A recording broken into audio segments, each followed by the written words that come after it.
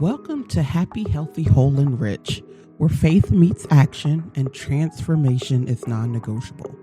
I'm Tina Brinkley Potts, and I believe now is the time to step boldly into your power, walk in divine wisdom, and claim the life you were meant to live. Each episode, I'll bring you real, unfiltered truth, because this world needs leaders who refuse to shrink. Let's get it.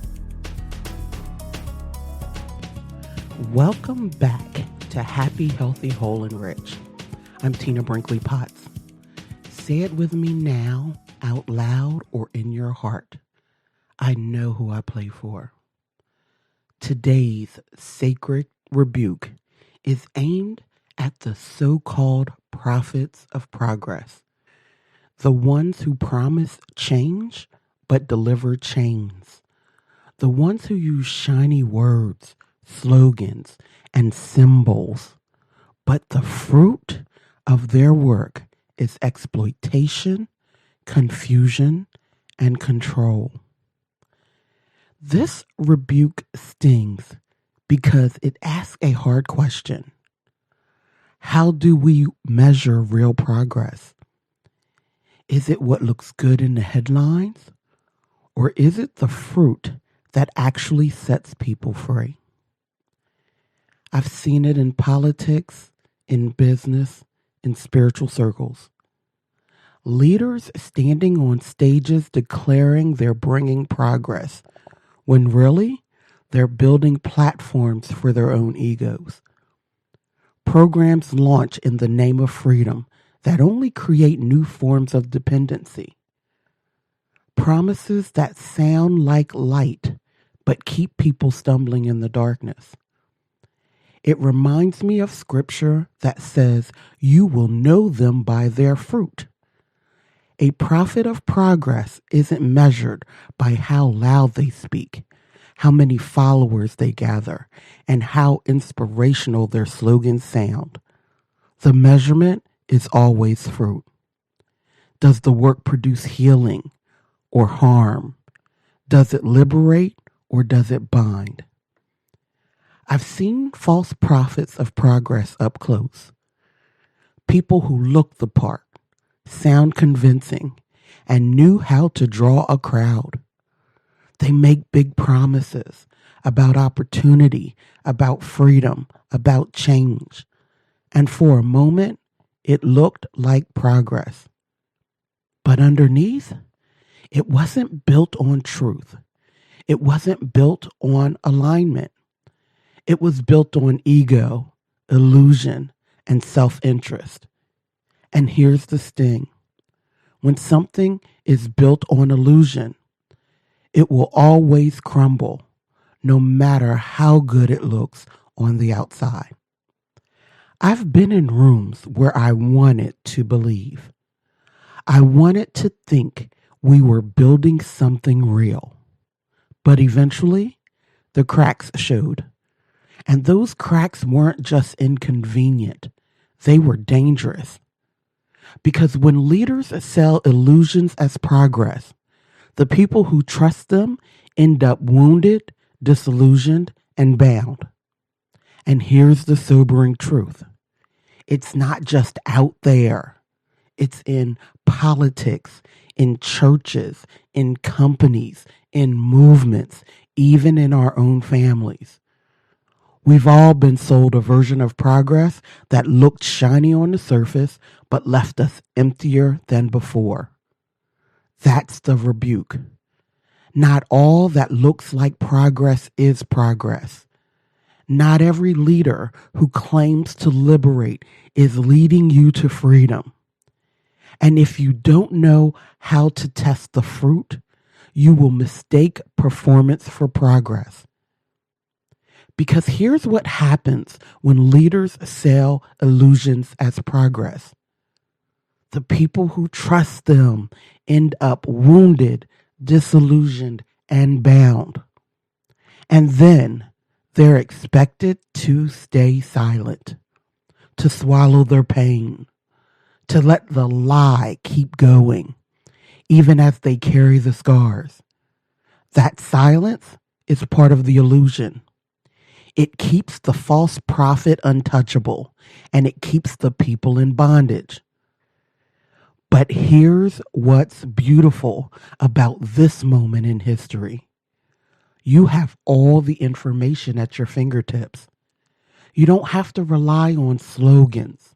You don't have to take anyone's word as gospel. You can research, you can question, and you can see the patterns for yourself. So the real question becomes, do you want to keep believing the lie? And hear me, this is not judgment. This is a sacred rebuke. Because if you aren't willing to ask yourself that question, you will never reach the life you say you want. You will stay bound, not by truth, but by other people's illusions. And here's the sting. If you don't test the fruit, you will end up eating poison.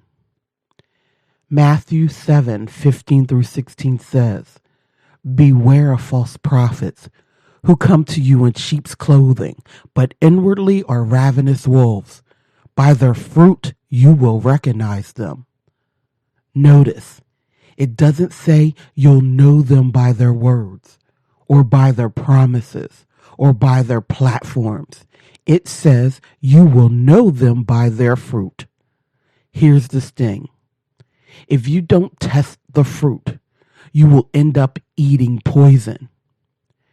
That means if you don't pause and ask, what is this producing in me, in my family, in my community? Then you'll consume whatever is being served. And if what's being served is poisoned with ego, manipulation, or illusion, that's what you're taking into your spirit. Isaiah 5:20 warns us, "Woe to those who call evil good and good evil, who put darkness for light and light for darkness, who put bitter for sweet and sweet for bitter." This is exactly what false prophets of progress do. They flip the script. They call bondage freedom. They sell illusion as light. And if you're not discerning, you'll swallow what's bitter, thinking it's sweet. John 10:10 reminds us, "The thief comes only to steal and kill and destroy. I have come that they may have life and have it to the full." False prophets of progress always steal. They steal your trust, your hope, your energy. They destroy faith in real transformation. But Christ reminds us, true progress always gives life, not take it. Here's the sacred rebuke. If you don't test the fruit, you'll eat poison. And the poison isn't just in the leader. It's in the silence, the illusion, and the refusal to ask hard questions. Metaphysically, fruit is vibration made visible. It's what energy looks like once it takes form. Words are easy. Promises are cheap. Appearances can be crafted. But fruit never lies. If the vibration behind the promise is fear, ego, or manipulation, then the fruit will carry that frequency. You may not taste it at first, but over time, it will poison your spirit. That's why the illusion feels sweet going down, but leaves bitterness in your soul. Neville Goddard taught that imagination creates reality. A false prophet imagines power, control, and self-glory. And that's the reality they manifest. And if you agree with their illusion, you step into their vibration. You co-sign their reality. Florence Scovel Shinn reminds us, the game of life is a game of boomerangs. Our thoughts, deeds, and words return to us sooner or later, with astounding accuracy. A false prophet throws out poisoned fruit, but eventually that poison circles back. The vibration cannot be escaped. Here's the sacred rebuke. Discernment is not just moral, it's metaphysical. Testing the fruit isn't optional. It's how you guard your frequency. Because what you consume energetically, you become. So if you don't test the fruit, you will eat poison. And the poison doesn't just weaken you. It lowers your vibration, binds your imagination, and keeps you from sovereignty. But when you test the fruit, when you align only with what's true, you rise. Your field clears. Your spirit expands. Here's the sacred rebuke. If you don't test the fruit, you will eat poison. And poison doesn't just make you sick. It makes you dependent. It makes you numb. It makes you doubt your own discernment. But here's the gift. When you begin to test the fruit, you reclaim your power. You stop swallowing whatever is served, and you start discerning what aligns. Testing the fruit means asking, is this producing peace or confusion? Is this building freedom or dependency? Is this drawing me closer to source or farther into illusion? When you ask those questions, the illusion crumbles, the shine fades, and what's left is the truth. So let it sting so it can save. Let it cut so it can cleanse. Let it strip so it can strengthen. Because discernment isn't about cynicism. It's about sovereignty. It's about guarding your field, protecting your spirit, and refusing to be bound by someone's illusion. And here's the promise. When you take that stand, Source will see you through. Yes, the shift may bring temporary pain, but the fruit you bear will be plentiful, sweet, and nourishing to your life. Don't you want that promise? It is yours for the taking, but you cannot have it both ways. You cannot eat poison and expect to be nourished. You must choose truth. And when you do, your harvest will overflow. So now I want you to take a deep breath. Hold it, and then let it out. Let's get honest on paper. Let the discernment guide your pen. Number 1, where in my life have I accepted progress without testing the fruit? Did it look shiny on the surface, but leave me empty, confused, or bound? Number 2, who have I given authority to without asking if their fruit was nourishing or poisoned? How has that impacted my choices or my spirit? Number 3, what illusions have I been silently protecting? Where have I stayed quiet about wounds to keep someone else's image intact? Number 4, how do I know when fruit is true in my own life? What signs, feelings, or outcomes tell me I'm aligned with Source? Number 5, what promise am I ready to claim? If I stop eating poison and start planting truth, what kind of fruit do I want to bear for myself, my family, and my community? Now, Take another deep breath and let it out. And repeat after me. Let these words become your shield and your seed. I test the fruit before I eat. I will not consume poison disguised as progress. I walk in discernment, and discernment guards my sovereignty. I release illusions and align only with truth. I am not bound by silence. I am liberated by light. The fruit I bear is plentiful, sweet, and nourishing.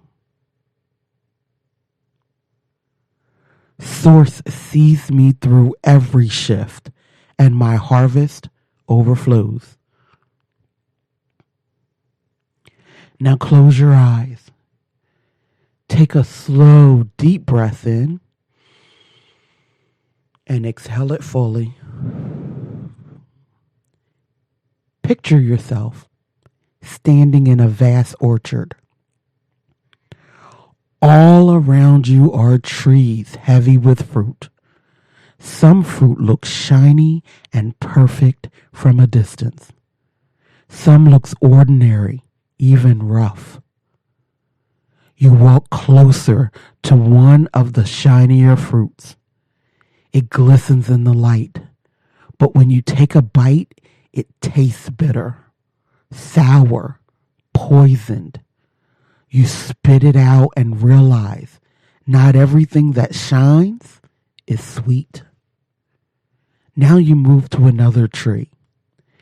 Its fruit isn't flashy, but when you hold it, it feels alive, warm with energy. You take a bite, and it's sweet, nourishing, and refreshing. You feel your body strengthen, your spirit lift, and your energy expand. You look around and realize, I have a choice. I don't have to eat what's poisoned. I don't have to consume what harms. I can choose what nourishes. Whisper to yourself, I test the fruit before I eat. I release illusions and align only with truth. The fruit I bear is plentiful, sweet, and nourishing. Now take one more deep breath in, receiving the sweetness of alignment. Exhale, releasing every illusion that once poisoned your field. And when you open your eyes, know this truth. Source will see you through. The fruit you choose will shape the harvest you bear. That's the sacred rebuke. Not all that looks like progress is progress. Not every voice that promises freedom leads to truth. And if you don't test the fruit, you will eat the poison. But when you discern, when you choose truth over illusion, clarity over confusion, sovereignty over silence, the fruit you bear will be sweet. It will be nourishing. It will be plentiful. So let it sting so it can save. Let it cut so it can cleanse. Let it strip so it can strengthen. And here's the promise. When you take the stand, Source will see you through. The shift may bring temporary pain, but your harvest will overflow.